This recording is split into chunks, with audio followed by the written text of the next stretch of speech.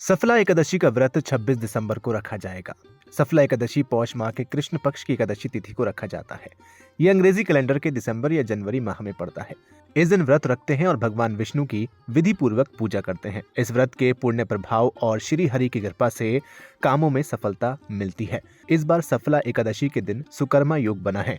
ये एक शुभ योग है। कहा जाता है कि आपको किसी भी शुभ काम में सफलता की चाह है तो उससे पहले सफला एकादशी का व्रत करें। पूजा के वक्त सफला एकादशी की कथा पढ़ें। तो चलिए आपको सुनाते हैं सफला एकादशी व्रत कथा।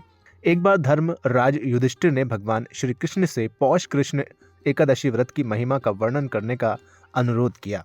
इस पर भगवान श्री कृष्ण ने कहा कि इस एकादशी को सफला एकादशी के नाम से जानते हैं क्योंकि ये सफलता प्रदान करने वाली मानी गई है।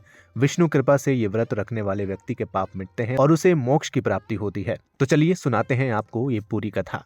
चंपावती के राजा महिष्मान के 4 पुत्र थे। उनका सबसे बड़ा बेटा लुम्पक, दुराचारी, लोभी, कामी था। वो मांस और मदिरा का सेवन करने वाला था। वो संत जनों, देवी देवता आदि का अपमान करता रहता था। उसके इस व्यवहार से राजा महिष्मान काफी परेशान और चिंतित रहते थे।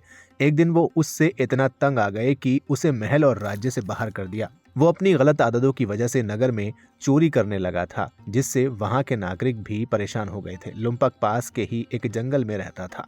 वहां पर एक पीपल के पेड़ की पूजा नगरवासी करते थे। वो उस पेड़ के नीचे रहने लगा। पौष कृष्ण दशमी की रात उसे काफी सर्दी लग रही थी। कपड़े कम थे, सर्द से उसका शरीर अकड़ गया। फिर भी वो सोया रहा। अगले दिन एकादशी थी। सूर्योदय हुआ। सूरज की तेज किरणें जब उसके शरीर पर पड़ी और गर्मी होने लगी तो उसकी नींद टूट पड़ी। उसे काफी भूख और प्यास लगी हुई थी। वो पानी और कुछ खाने की तलाश में जंगल के अंदर चला गया। वो काफी कमजोर हो गया था, इस वजह से कोई शिकार नहीं कर पाया।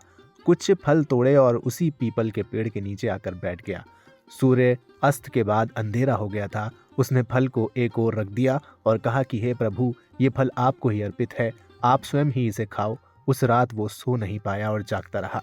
एकादशी की रात्रि उसका जागरण हो गया। रात में वो अपने पाप कर्मों पर पछताने लगा।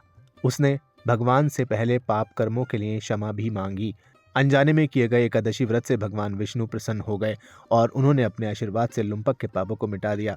उस वक्त आकाशवाणी हुई जिसमें उसे बताया गया कि भगवान विष्णु ने उसके पापों को नष्ट कर दिया है। तुम अपने पिता के पास राजमहल में जाओ और कामकाज में उनकी मदद करो, राजा की गद्दी संभालो। ये सुनकर लुम्पक ने भगवान विष्णु के नाम का जयकारा लगाया। फिर खुश होकर मन से महल लौट गया। पूरी बातें जानकर उसके पिता ने भी उसे माफ कर दिया और उसे वहां का राजा बना दिया। लुम्पक धार्मिक कार्यों में समय देने लगा और राजपाट चलाने लगा। उसका विवाह हुआ और उसे संतान सुख प्राप्त हुआ। जीवन के अंत में उसे भगवान विष्णु की कृपा से मोक्ष की प्राप्ति हुई। जो व्यक्ति विधि विधान से सफलता एकादशी का व्रत रखता है उसके पाप मिटते हैं और मोक्ष मिलता है, कार्य में सफलता प्राप्त होती है। फिलहाल इस वीडियो में इतना ही। उम्मीद है आपको ये कथा पसंद आई होगी। वीडियो को लाइक करें, शेयर करें और चैनल को सब्सक्राइब करना बिल्कुल ना भूलें।